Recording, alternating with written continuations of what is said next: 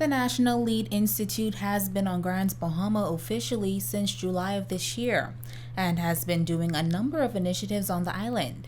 Lead Institute President and CEO Troy Clark says they've noticed that there is a dire need for assistance with mental health. And when we talk about mental health, we're not talking about mental illness, but just our emotional well being, our social well being, the way we cope with situations that we face that are unfamiliar to us.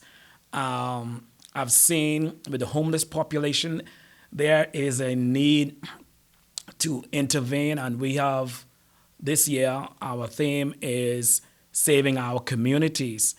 And we have gone out and reached in the various communities to just get an anecdotal look at what is happening in the homeless population. He says, as a community, it is important to help with the needs of the homeless population. We have discovered that majority of the homeless persons do have some form of place to sleep at night, but they traverse the city of Freeport, whether it's for substance in the form of alcohol, cocaine, or marijuana. They don't have the skill set. Obviously, you see signs of some form of addiction or some form of substance disorder, but there is a need to develop a transitional home for that population of persons, whether you want to just feed them, house them, and then give them some form of mental health assessment to see what type of treatment is needed. And as it relates to offenders returning to the community, he says statistically, 95% of those persons will return home, which is why the organization is always working to prepare them for the return to society. One of the main things that we are focusing on is for the violent offenders and for those who are given alternative sentencing and those who might be given bail, that not only monitoring, but we are advocating supervision, because in this country there's no supervision of offenders who are on bail. There's just monitoring, and the Bahamas is basically, according to our research, the Bahamas is only, I could say, only country that does electronic monitoring without supervision.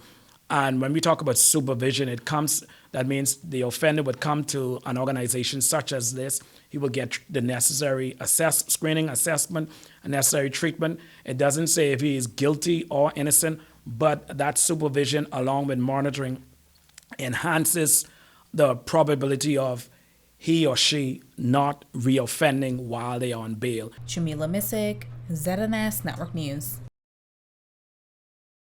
Grand Bahama or Grand Bahamians don't know that there is an organization here with trained personnel who can provide the service of substance use disorder or persons who are addicted to marijuana, cocaine, or even have some form of alcohol issues.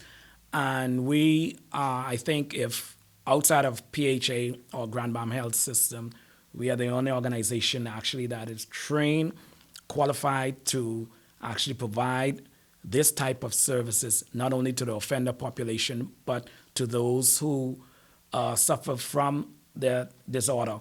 And we utilize one of the leading cognitive behavioral treatment programs called moral recognition therapy, which has been around for over 25 years, and it has over 200 outcome research studies done on it, on the efficacy and the effectiveness. And persons who have come through the moral recognition therapy, 8 out of 10 of them remain out of the criminal justice system, or they are very successful on their pathway from recovery to leadership.